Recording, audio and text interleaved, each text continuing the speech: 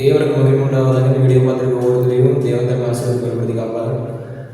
இந்த நாளில் என்னோடய பேர் வந்து என்னென்னா பிரதீப். நான் வந்து கோயம்புத்தூர் செட்டிப்பாளையத்தில் வந்து யூத் லீடர்ஷிப் அகாடமியில் வந்து படிச்சுட்டு இருக்கேன்.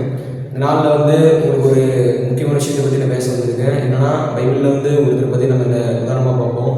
சிம்சோன் அப்படிங்கிற ஒருத்தர் வந்து நம்ம பழைய ஏற்பாட்டில் பார்க்குறோம். சிம்சோன் அவர் வந்து ஒரு நல்ல ஒரு பலசாலி, தேவனுக்கு நல்ல ஒரு இடத்தை தந்திருக்காரு. அப்படி பார்க்கும்பொழுது அவர் தேவனுக்கு விரோதமான அந்த 5 காரியங்களை செய்கிறாரு.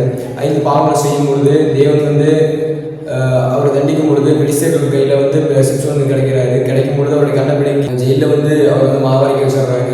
அப்புறம் ஒரு டைமு அந்த ஜனங்கள் முன்னாடி வந்து அவர் ஒரு வேடிக்கையாக கொண்டு வந்து நிறுத்தலாம் அப்படின்ட்டு அவர் கூட்டிகிட்டு வரும் பொழுது அந்த இடத்துல சிம்சோன் வானத்தை நோக்கி பார்த்து தேவனிடத்தில் வந்து என்ன கேட்குறாருன்னா, ஒரு விஷயம் மாத்திரம் நினைத்தருள் அப்படின்னு கேட்கும் பொழுது தேவன் அவருக்கு வந்து அவர் தேவையான பலத்தை வந்து அந்த இடத்துல அவருக்கு வந்து அது உதவி செய்கிறாரு.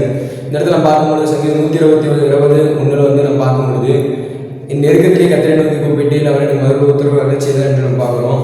அப்படி பார்க்கும்பொழுது நம்முடைய வாழ்க்கையில என்னதான் பாடுகள், கஷ்டங்கள், என்ன சஞ்சலங்கள், வருத்தங்கள், எவ்வளோ பெரிய கஷ்டங்கள் வந்தாலும் தேவன் மறுதளிக்கும் போது தேவன் அந்த கஷ்டங்கள் நேரத்தில் நம்ம தேவன் நோக்கி கூப்பிடும் பொழுது தேவன் நம்ம மறுபடியும் அருளி செய்தார்னு பார்க்குறோம். அப்படி பார்க்கும் பொழுது மனுஷனுடைய அன்பு வீணானதை நம்ம பார்க்குறோம். தேவனுடைய அன்பு என்றென்றைக்கு நிலைத்திருக்கிறது. அதை நம்ம நம்முடைய வாழ்க்கையை பிரயோஜனப்படுத்திக் கொள்வோம். இந்த வீடியோவை பார்த்துக்கணும். தேவன்